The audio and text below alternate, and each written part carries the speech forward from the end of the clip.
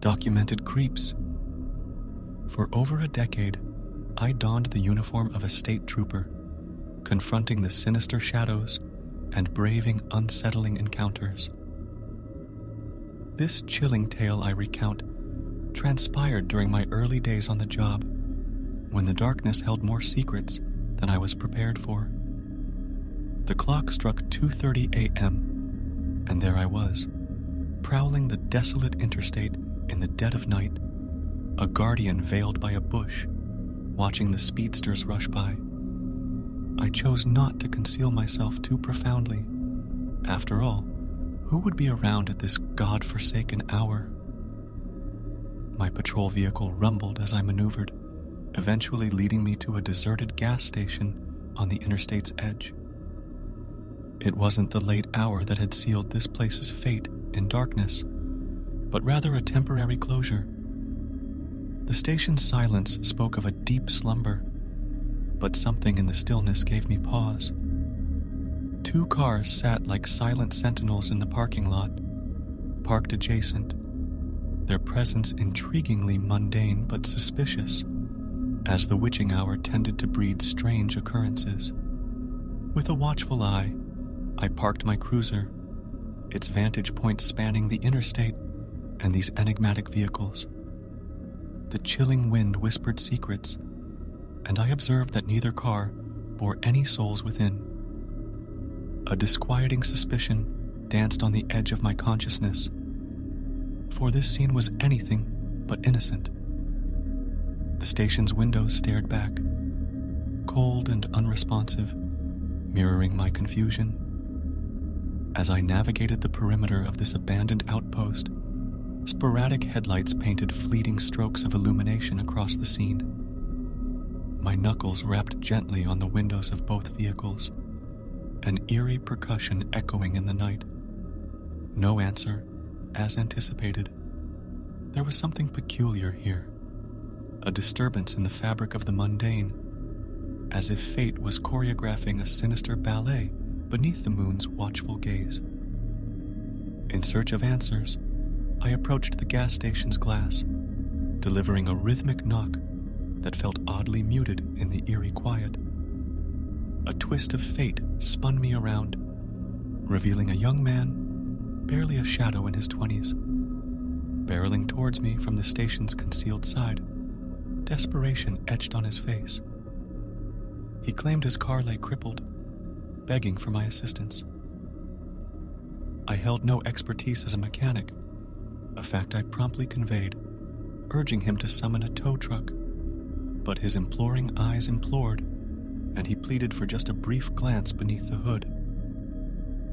To my initial reluctance, we found ourselves huddled before the mechanical innards, my novice eyes attempting to decipher the engine's enigma.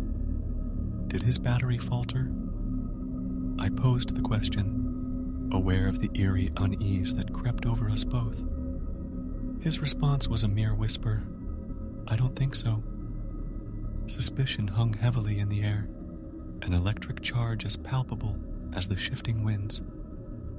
The neighboring car caught my attention, a casual query about its owner slipping from my lips. His answer, a cryptic shrug, painted a more ominous picture. Something about this encounter rang false, a dark prelude to impending malevolence. As my gaze swung back towards the pair from the parked vehicles, I caught the glint of steel in the approaching stranger's hand, a knife gleaming under the moon's perverse glow. Instinct took hold as I drew my weapon, the tension escalating as a silent standoff unfolded.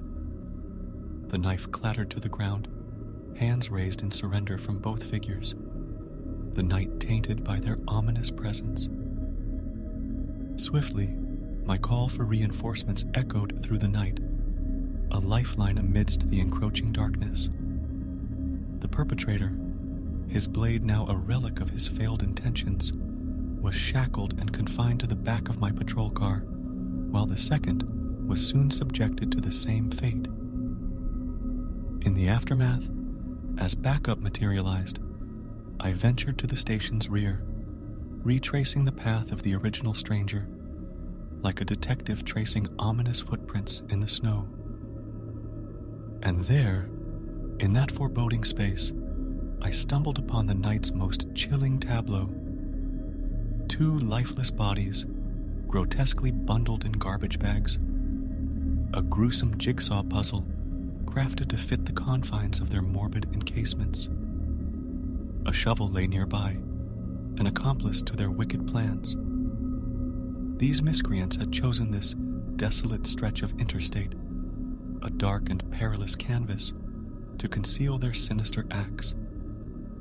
The immediacy of their actions, the haste with which they sought to bury their unspeakable deeds in the cover of night, bespoke a brazen stupidity that left me bewildered. Nights following this harrowing encounter, sleep was a fleeting shadow, the looming specter of almost becoming a victim haunting my restless slumber. The darkness had revealed its malevolent secrets, and the toll it took on my psyche was undeniable. Such is the life of a trooper, where the line between guardian and prey is razor thin, where the horrors of the night stain the soul, an indelible mark etched by the pen of fate, never to be erased. Thanks for joining us on this spine-tingling journey at Documented Creeps. If you crave more eerie tales, real-life encounters, and mysteries that defy explanation, make sure to hit that like button and subscribe. Don't forget to ring the notification bell so you never miss a hair-raising moment. Share your own encounters in the comments, and let's keep exploring the dark corners of our world together. Until next time, stay curious, stay vigilant, and stay creepy.